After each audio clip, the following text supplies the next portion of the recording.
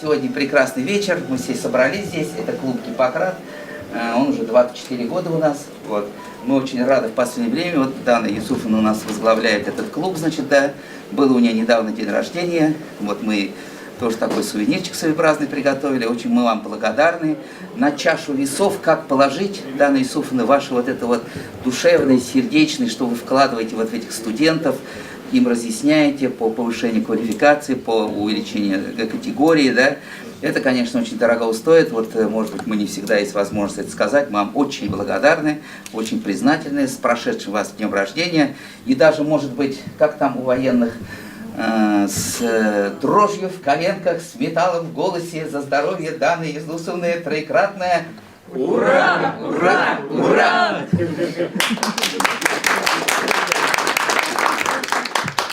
У нас сегодня иглотерапия, уникальный специалист вот Москвы, которого все знают. Вы к нему на прием не попадете, а здесь можно спокойно поговорить, да? Он даже коронавирус лечит, кстати, иголками на начальной стадии, да? Вот мы очень верим в вас, что вы в Москве добьетесь карьерного роста, уважения, признания в обществе, да? Значит, на работу на час раньше будете приходить, стараться будете, и поэтому мы будем потом вами гордиться, а вы, в свою очередь, будете помогать новым, юным нашим студентам, татарам, башкирам, которые живут в Москве. Рустам Карамович, врач-терапевт, работаю Шлим МСКВД, вузем Татарстаннан, Баулы района. Уникальный специалист. Да. Исәммесез, минем исемем Динара. Я из города Саратов, ординатор первого года РУДН, анестезиолог-реаниматолог. Всем привет, меня исмем Резиде, мин Челябеден. Я сейчас учусь в РУДН, я ординатор-эндокринолог. Представитель штаба татар, руководитель, офицер запаса. Просто интересно просто поучаствовать в мероприятии. Спасибо всем, Альберта. Мен Лилия Рустамовна, мен Башқұртстаннан, Балташ районынан. Башқұртстанда Уфада оқып бітірдім, медицинский университетіне бір ел. Терапевт болып участокта жашадым һәм Сечина университетына эндокринологияға бойынша ординаторға кірдім. Һәм әлі мен второго года ординатор, получается, Сечина университетінің. Да. Исәмесез, мен Зульфия Хаким, мен тоже қонақ мұнда, біз Сочидан. Сочида біздің автономияға тоже 26 ел, біз бигрәк честно дружим, учимся у штаба Татар Москвы работать, и вот этот клуб Гиппократ у себя тоже планируем создавать, поэтому будете гостями Сочи, пожалуйста, приезжайте, всегда будем рады, у нас автономия, 2 филиала в Адлере или в Сочи. Кому будет интересно, можно поменяться контактами. Спасибо. Добрый вечер, меня зовут Руслан Анварович, я кардиохирург Института имени Бакулева. Здравствуйте, меня зовут Анас. Я закончил ординатуру по кардиологии полгода назад. Сейчас в Институте Бакулева прохожу дополнительное образование по рентгеноваскулярной диагностике и лечению. Сам из Томска, планирую в Москве оставаться. Здравствуйте всем, Руслан. Я из Тымазов, учусь во втором меди на педфаке, 3-й курс. Тердекиш, меня зовут Эльвира, я являюсь врачом-ординатором 2-го года, маньяки, дерматовенеролог. Также я учусь сейчас еще дополнительно на врача-косметолога, закончила 2-й мед из Москвы. Хаяликиш, исемем Булат, өзім Яршал шәһәреннән булам, Мәскәүдә 2-нче медта реанимопедагогда укыйм, 3-нче курс, лечфак. Меня зовут Сабина, я учусь в 3-м меди на 1-м курсе стоматологическом факультете. Я из Пензы. Минем исемем Марсель, мин Башкортостана тудым, в общем, с Башкирии, учусь на 3-м курсе экономического факультета. Здравствуйте, меня зовут Тимур, я студент 1-го меда на 4-м курсе, сам Саратовской области, лечфак. Здравствуйте, меня зовут Лиза, я студентка МГМСУ имени Евдокимова, учусь на 3-м курсе в лечебный факультет. Я Валерия из Узбекистана, сейчас живу в Москве, учусь на 3-м курсе лечебного факультета в МГМСУ имени Евдокимова. Всем здравствуйте, меня зовут Регина, я из Уфы, учусь на 4-м курсе 1-го медицинского. Меня зовут Алия, я тоже из Уфы, учусь на 4-м курсе Сеченовского университета. Хайрлы кишләр, минем исемем Динә, мин үзем Казаннан булам. Хәзер 5-нче курста 1-нче медта укыйм. Әлеге 3 ел Казанда укып чыктым, хәзер инде Мәскәүгә күчтем. Офтальмология белән кызыксынам. Третий медицинский стоматологический факультет. Чем занимаюсь? Ну, с недавних пор я работала в ковиде, но сейчас я начинаю в сферу стоматологии переходить, ассистент стоматолога. Здравствуйте, меня зовут Морис.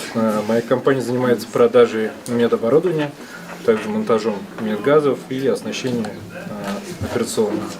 Я из Казани.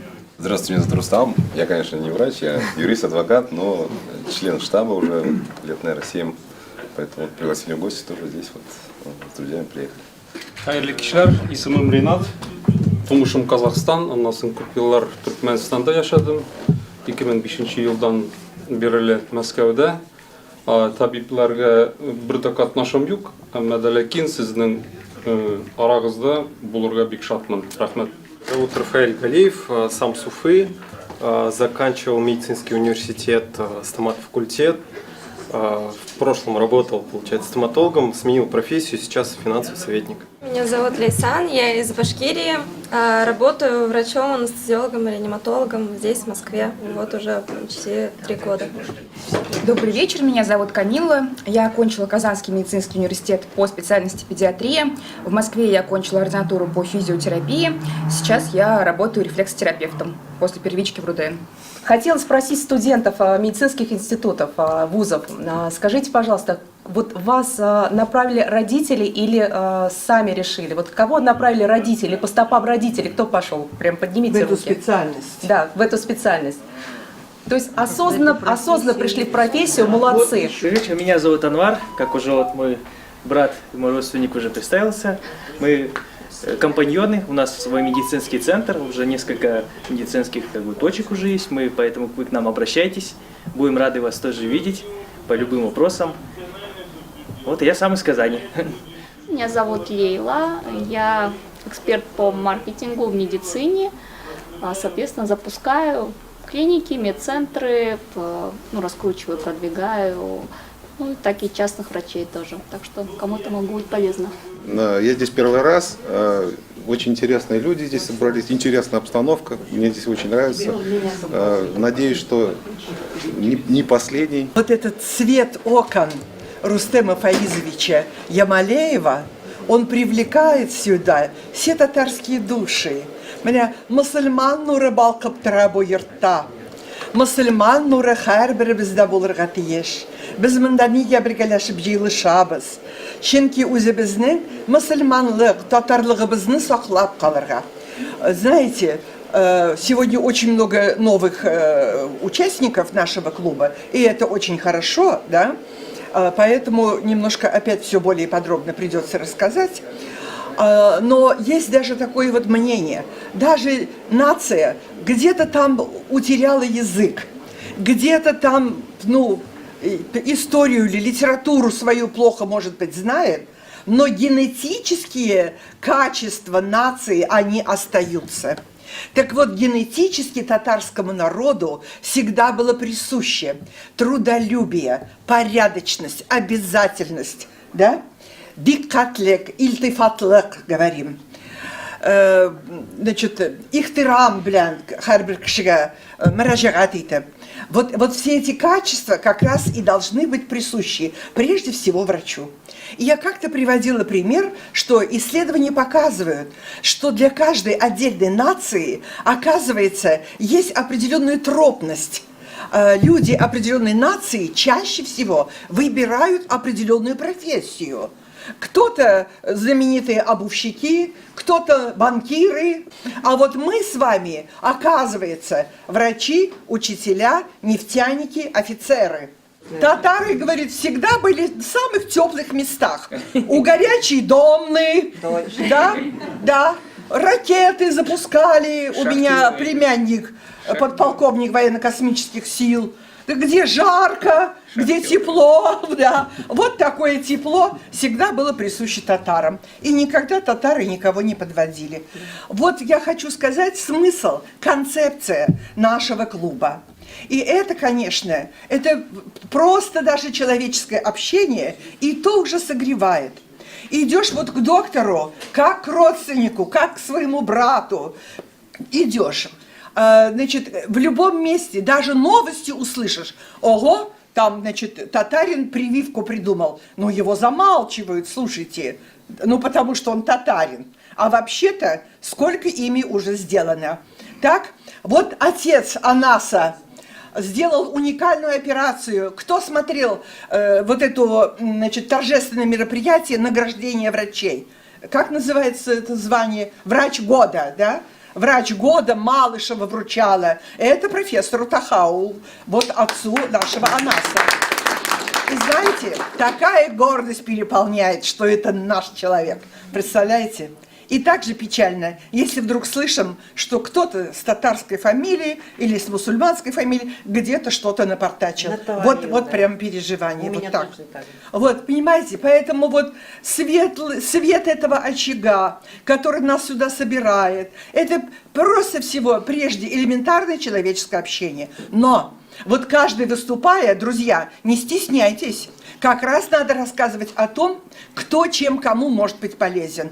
И мы тут уже, ну, я с удовольствием могу сказать, значит, Алсу из нашего клуба, она сегодня ординатор моей кафедры. Да. Да. Ну, пришлось немножко подтолкнуть, вот, но во всяком случае. Значит, друзья, вот здесь очень много сегодня присутствует нашей молодежи, наших студентов. Я не хочу делать целую лекцию, целый доклад, абсолютно. Однажды на одном из заседаний я рассказывала, как заранее подготовиться к тому, чтобы потом благополучно поступить в ординатуру. Это и стаж должен быть, это и научные работы опубликованные должны быть, и подготовиться к сдаче вот этой аккредитации. То есть заранее, пожалуйста, заранее уже выбирайте себе, намечайте. И буквально телеграфным стилем именно в таком плане, чем мы можем вас поддержать. Друзья, все, что касается образования, значит, ну, без хлопот получения сертификатов специалиста, у кого что просрочено, посмотрите. Консультируем, полностью сопровождаем на присвоение категорий и по всей номенклатуре врачебных и сестринских специальностей. Раз в карьеру врача мы берем во внимание, существуют разные карьеры. Есть карьера устойчивая врача. Что значит устойчивая карьера врача? Это врач, который, начиная именно по своей профессии, получив уже диплом, начинает потихонечку повышать свою квалификацию. Вот товарищ повышает по иглорефлекстерапии. Я, например, про себя просто скажу, я была терапевтом. Потом мне дали повышение квалификации по кардиологии. В конечном итоге, после того, когда я закончила уже ординатуру, соответственно, нас с мужем начали готовить как кадровые компенсамы и переводить из города в город. Можно сказать, я 4 года города объездила, меня все спрашивают, у тебя муж военный? Я говорю, нет. Он не военный, а действительно просто жизнь заставила при СССР, так готовили кадры. И в конечном итоге получается так, что я как врач, работав, уже не работала. Была раньше карьера должностная, или мы говорим рост карьеры по лестнице.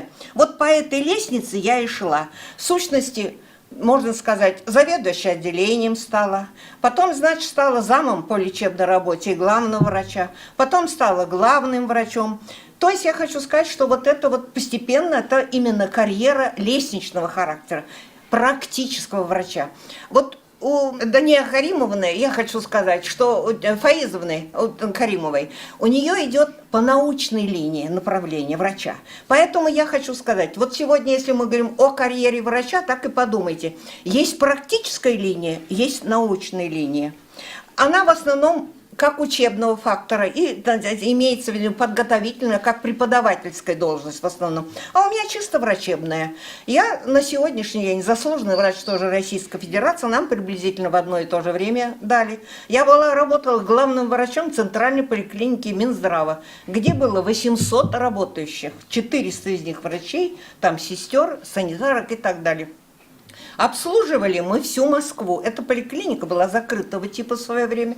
Потом ее открыли. Это была поликлиника для ученых. Ее организовали в 22 году для того, чтобы наши ученые не убегали за границу. Для них создавали дом ученых, поликлиника для ученых. Старались как бы всех ученых не отпускать. Но тем не менее все ученые бежали за границу, и теперь они там делали науку. Все страны растут, а Россия потихонечку деградирует. И я сегодня пришла только для того, чтобы сказать: молодежь, выбирайте профессиональные направления. Бывает карьера переменчивая. Вот у меня получилась она переменчивая. Почему? Потому что я вроде начала практическую деятельность. Потом, когда нас перевели, мне сказали: открывайте медучилище. Я работала директором медучилища. Выпуск делал. 25 лет это училище работало. Но я-то уехала через 3 года. И нас перевели сюда уже в последующем в Москву. И да, еще я преподавателем была в Тюменском мединституте, потому что нас в Тюмень перевели. То есть я хочу сказать, вот переменчиво у меня получилось. Я и преподавала, я и практическую деятельность была и так далее. Но фактически врач высшей квалификационной категории по терапии. Теперь, значит, по семейной медицине. Я стояла у истоков создания семейной медицины. Игорь Николаевич Денисов создал эту кафедру семейной медицины. Когда СССР развалился, он министр здравоохранения был, Денисов, если вы помните.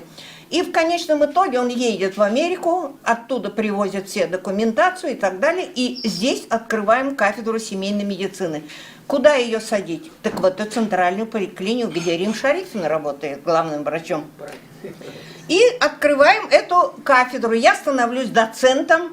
Он завкафедры, я доцент, то есть в первичном звене, вот мы как бы у истоков создания, 92-й год это был.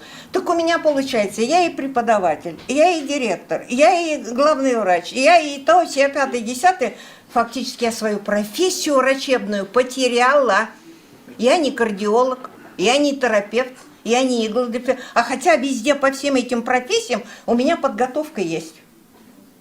То есть вот я и хочу сказать, хотите быть уважаемым врачом практического направления, растите устойчиво.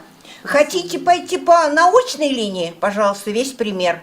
Потолок, все регалии и так далее.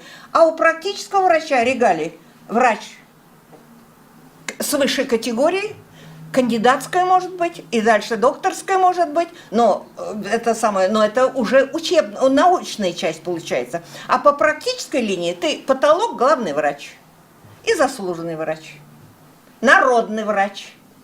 Вот такие вот моменты. Я вот и хочу сказать, сегодня вот только пришла для того, чтобы с вами поговорить, чтобы вы знали, куда конкретно идти. Вот очень приятно бывает, когда идет семейные традиции. Легче пробиваться и легче, как говорится, жить. Семья, мать врач, отец врач, достигают чего-то там. Она, например, и он, они делают кандидатскую, академик. Ну, возьмем, к примеру, любой, вот, и Чазова семья, и все прочее. Жена академик, он сам академик, все прочее. Свои там места потом, как говорится, делят, посты и должности. Это понятно, что. Ну, а дети идут по им стопам, уже этим детям намного легче добиваться соответствующей карьеры. Но не надо, только хочу сказать одно, не прыгайте. Ищите по своей профессии повышение до самого конца. Еще неизвестно завтра, какая система жизни будет. При СССР была одна система, когда кадры, мы не могли отказываться. Нас говорили, или выложи партийный билет, или иди работать. Так что сегодня, конечно, полная свобода. Поэтому не допускайте ошибки. Только вот в этом, для того, чтобы вам это сказать, я и пришла. Спасибо вам большое.